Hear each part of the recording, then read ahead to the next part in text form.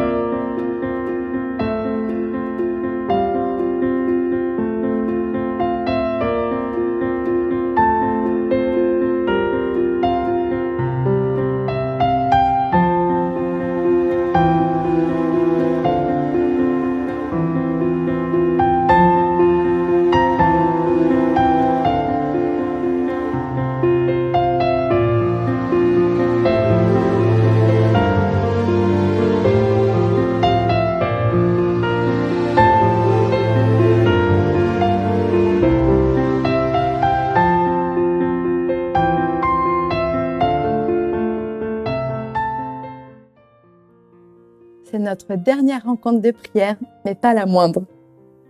Tout au long de cette semaine, avec notre orateur John Graz, nous avons découvert ou redécouvert les messages des trois anges sous le prisme du trait de caractère principal de Dieu, l'amour. C'est le thème de l'Évangile, le fil conducteur de toute la Bible, ce qui a motivé Jésus à se sacrifier pour chaque être humain, et c'est ce qui doit remplir nos pensées et nos actes. L'amour, dès aujourd'hui et pour l'éternité. C'est la recommandation également de l'auteur Ellen White qui constituera le dernier message de notre semaine de prière, J'irai. Écoutez donc ce dernier témoignage, ce dernier message, cette dernière louange de cette semaine ensemble avec la conviction que vous êtes aimés et surtout aimés inconditionnellement.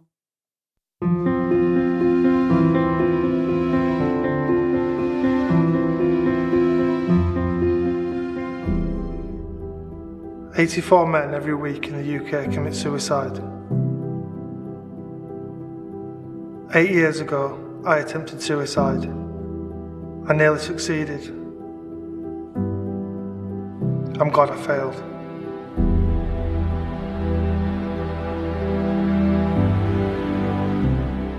I didn't understand why it was happening. I remember trying to putting him and my mum's hand back together and my mum pulling her hand away, and I didn't know what divorce really was. A new man came into our life very quickly, and he was a very abusive stepfather throughout my life. Just completely and utterly blew my world apart. And my outward confidence, my show, was just one of bravado, and that's how I covered up a lot of these feelings that were just tearing me apart inside. I had depression from a very young age. I was trying to find somewhere to fit in, trying to find the love that I feel that I'd lost in my family, in groups, and that I had no business being in because it's not who I was. No one wants to be my mate because I'm false. I'm on my own in this life because wherever I go, I'm either worthless, I'm a liar, I've got nowhere to fit in anything. So my survival technique was eventually drugs. You are so high and so up and so yes. You use them to take away the horror that you're going through in your life, the pain that you're feeling, because you can't face your life. So you cover it up with a chemical. Life soon became just a continuous cycle of parties, drugs, alcohol, sex, pointless relationships, repeat. Unpleasant. Mental health was haunting me all my life. That feeling of numbness. You don't care enough to be upset. You don't care enough to get angry. You don't care enough to be afraid. Just get into bed. That was my safe place. I could spend days in bed. Days. And then you start to pick yourself to pieces. You feel inhuman. You feel worthless. You feel like you don't deserve to be here. My daughter had only just been born. Should have been the happiest time ever. I don't even remember making this decision. This is the scariest thing about it. I remember just getting up off the sofa, going up to the bathroom, just emptying tablets, just scooping them up and shoving them in, and my son saved my life that day. Came up and found me, shouted his mum. And then I woke up in the hospital. And then you start to think, what have I done? My little girl could have grown up without a dad. My little boy could have grown up without a dad. After my suicide attempt, my relationship with the mother of my children, it broke down. I ended up dating a girl. She invited me to this place. I wanted to keep dating this girl, so I went and ended up in a church. Thought they were all a bunch of nutters. My views on God, ludicrous. I'm there looking at my phone, sort of clock watching. I'd never told anyone about some of the things that happened in my life. And for them to be spoken out so plainly on a stage by a man that I'd never seen before, I couldn't help but listen.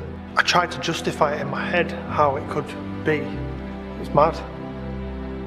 But if I'm honest, life just went back into the same old pattern. I just became a slightly tamer version of the man that I was before. So finally, I met this girl, Louise.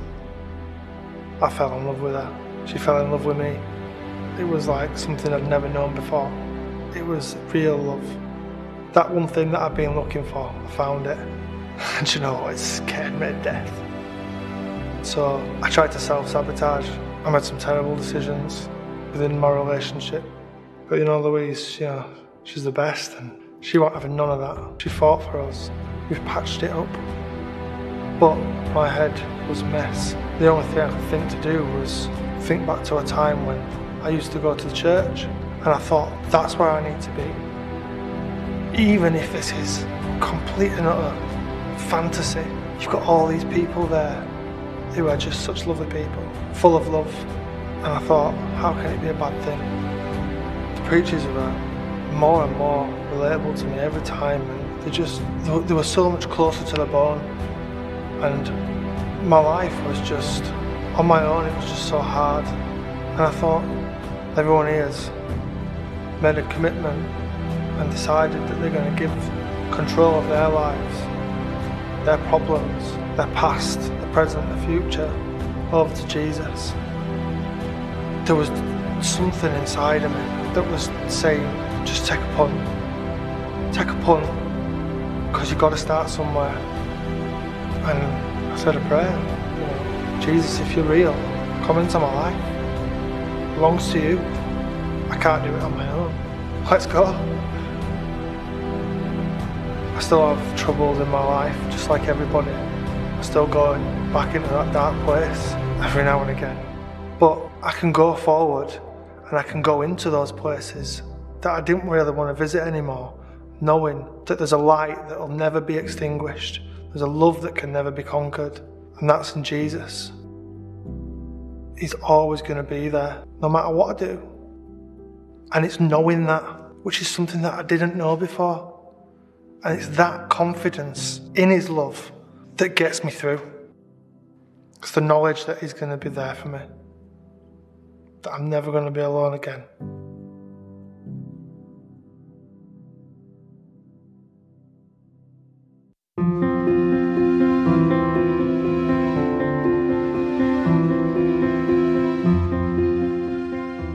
Pour conclure cette semaine de prière 2021, c'est avec moi, Eunice, que vous allez passer votre dernière soirée. En fait, je vais me glisser dans la peau de l'auteur Ellen White et vous lire un texte tiré de ses deux œuvres, Premiers écrits et Messages choisis volume 2, qui résume tout ce qui a été dit durant ces 7 derniers jours. Allons-y. J'ai vu un groupe de gens qui se tenaient fermement sur leur garde et ne prêtaient aucune attention à ceux qui cherchaient à ébranler la foi établie de l'ensemble. Le Seigneur les regardait d'un œil approbateur. Il me fut montré 3 marches qui conduisaient à une plateforme et représentaient les 3 messages, du premier, du second et du 3e ange. L'ange qui m'accompagnait me dit « Malheur à celui qui retranchera la plus minime partie de ces messages.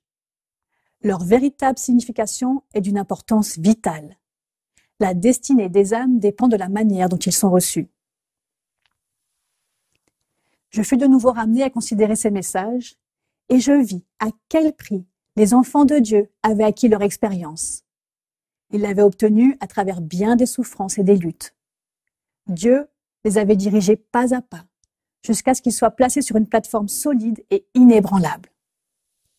Je vis quelques personnes s'approcher de cette plateforme pour en examiner la solidité. Certaines d'entre elles s'empressaient d'y prendre place avec joie, alors que d'autres la critiquaient et auraient voulu y voir apporter quelques améliorations pour qu'elle s'approche davantage de la perfection et que le peuple soit beaucoup plus heureux. D'aucuns en descendaient pour l'examiner et la déclarer mal posée. Mais je vis que presque tous se tenaient fermement sur cette plateforme et suppliaient ceux qui en étaient descendus de cesser leurs plaintes, car Dieu en était le grand architecte et c'était lui qu'ils critiquaient et qu'ils combattaient. Ils leur racontaient comment le Seigneur les avait amenés sur cette ferme plateforme et élevant ensemble les yeux au ciel, ils louaient Dieu à haute voix. Quelques-uns de ceux qui s'étaient plaints et avaient quitté la plateforme furent touchés et ils reprirent humblement leur place. Je fus ramené à la proclamation de la première venue du Christ. Jean-Baptiste fut envoyé dans l'esprit et la puissance d'Élie pour préparer la voie du Sauveur. Ceux qui rejetèrent son témoignage ne purent bénéficier des enseignements de Jésus. Leur opposition au message qui proclamait sa venue les empêcha de reconnaître son caractère messianique. Satan poussa ceux qui rejetèrent le message du Baptiste à aller encore plus loin, à rejeter et à crucifier le Christ. Ils ne purent ainsi recevoir les bienfaits de la Pentecôte, ce qui leur a enseigné la voie du sanctuaire céleste. Le voile du temple déchiré indiquait que les sacrifices et les ordonnances judaïques ne seraient plus agréés. Le sacrifice suprême avait été consommé et accepté, et le Saint-Esprit qui descendit au jour de la Pentecôte détourna les esprits des disciples du sanctuaire terrestre pour les reporter sur le sanctuaire céleste où, à son ascension, Jésus était entré avec son propre sang afin de faire bénéficier les siens de sa propitiation. Mais les Juifs en général furent plongés dans d'épaisses ténèbres.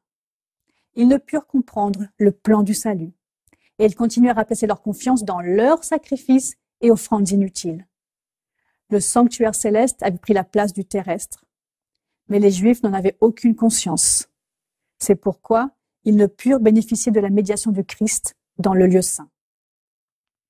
Aujourd'hui, il y en a beaucoup qui considèrent avec une sainte horreur la conduite des Juifs, lesquels rejetèrent et crucifièrent le Christ.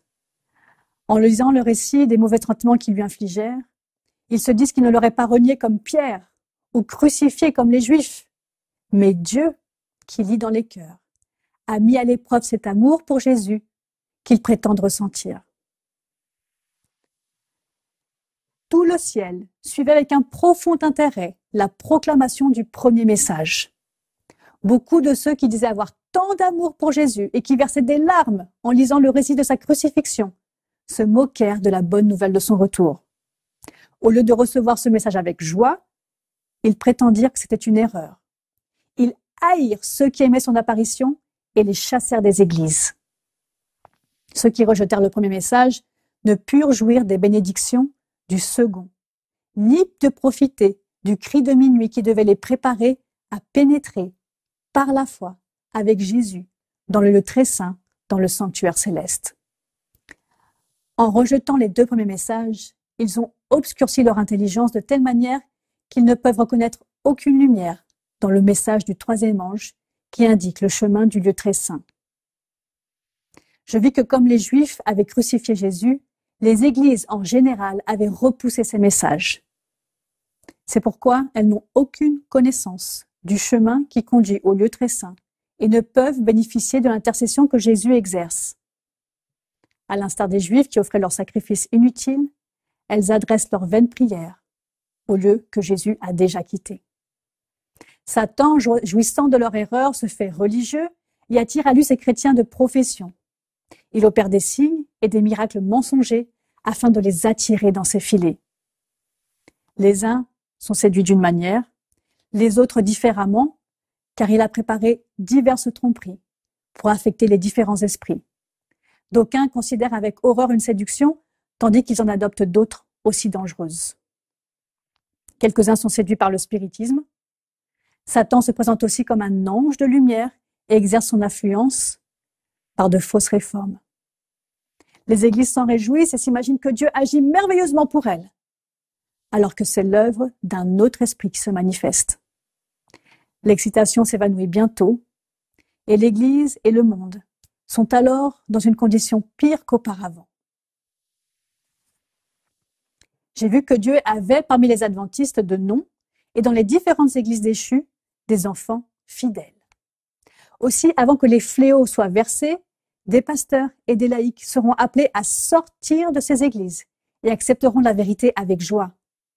Satan ne l'ignore pas, et avant que le grand cri se soit fait entendre, il produit un bouleversement dans ces communautés religieuses, afin de faire croire à ceux qui ont rejeté la vérité que Dieu est avec eux.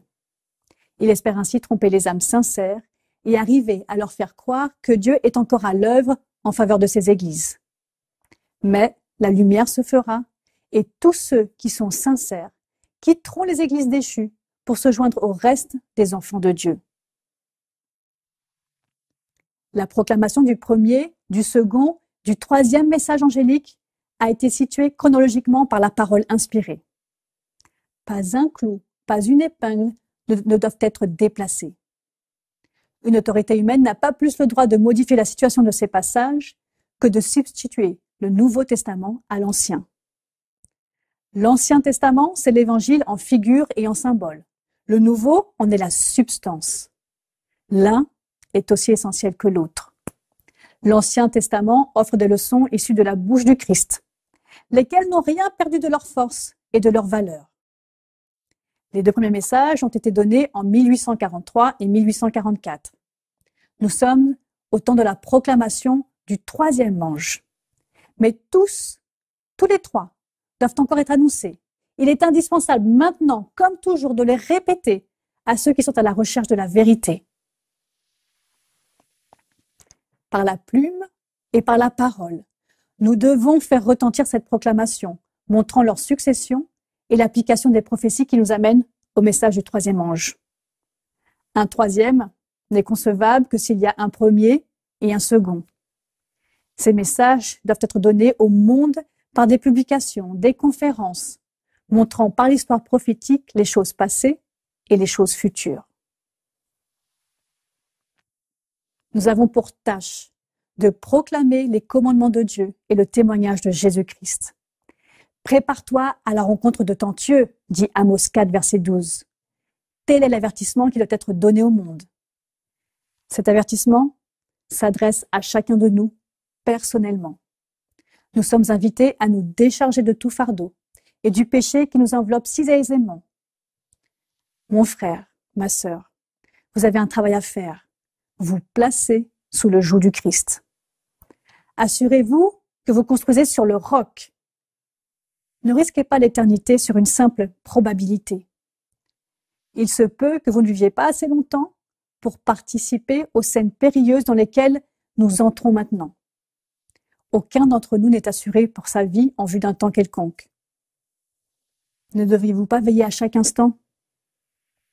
Ne devriez-vous pas vous examiner sérieusement en vous demandant « Que sera pour moi l'éternité ?» La grande préoccupation de chacun devrait être « Mon cœur a-t-il été renouvelé? Mon âme a-t-elle été transformée? Le pardon de mes péchés m'a-t-il été assuré par ma foi en Christ? Suis-je né de nouveau? Ai-je répondu à l'invitation « Venez à moi, vous tous qui êtes fatigués et chargés, et je vous donnerai du repos » qui se trouve dans Matthieu 11, verset 28. Estimez-vous toute chose une perte en comparaison de l'excellence de la connaissance du Christ Jésus? Vous sentez-vous en devoir de croire toute parole sortant de la bouche de Dieu? Tels ont été les mots de Ellen White pour ses contemporains il y a plus de 100 ans. J'espère qu'ils font écho pour vous aujourd'hui aussi dans les temps que nous vivons.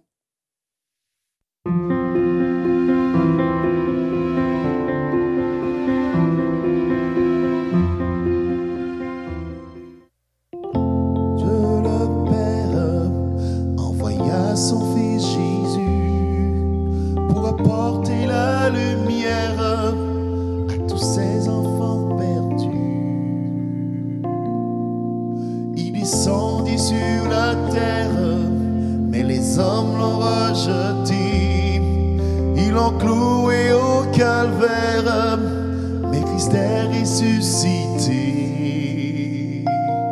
Christ est roi, Christ est roi, Christ est roi des rois. Christ est roi, Christ est roi, Christ est roi des rois.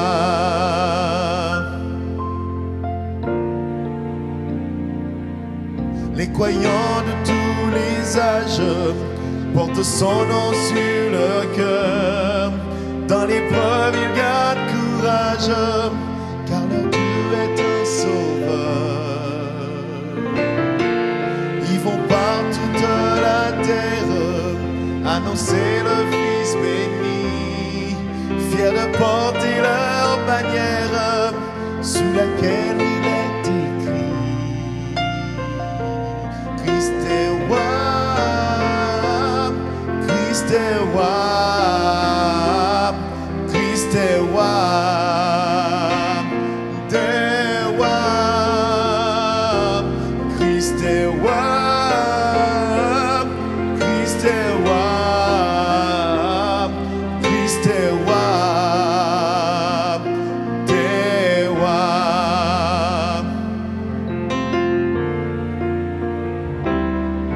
Un jour les chrétiens du monde seront rassemblés par lui.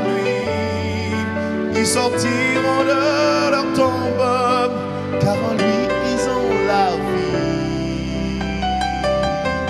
Ils formeront un royaume, la terre sera leur pays. Leur hymne sera un psaume à la gloire du Messie.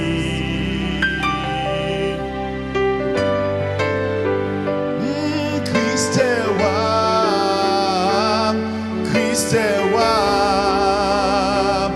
des rois. Christ est roi, Christ est roi, Christ est roi des rois. Christ est roi, Christ est roi, Christ est roi des rois. Christ est roi, Christ est roi, Christ est roi des rois. Christ est roi des rois. Christ est roi des rois.